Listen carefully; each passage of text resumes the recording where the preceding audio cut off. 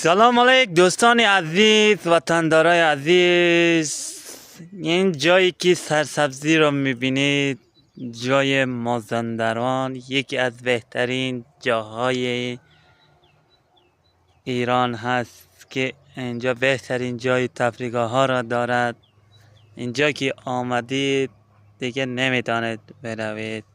این جای سرسبزی را که میبینید واقعا خیلی زیبا به نظر میاد. به نظرتان دوستا کامنت کنید چه رقم جای هست، خوب است، خوب نیست، یا جای تفریح هست یا نیست.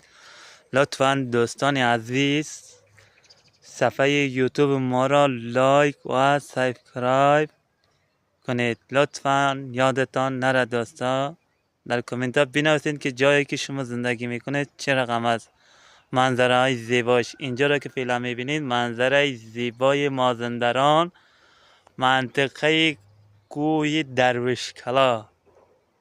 آره دیگه میبینید دوستان عزیز، سرسبزی را نگاه کنید، چقدر سرسبزی، نگاه دل آدم باز میشه. اینجا را نگاه کنید، خیلی سرسبزیه.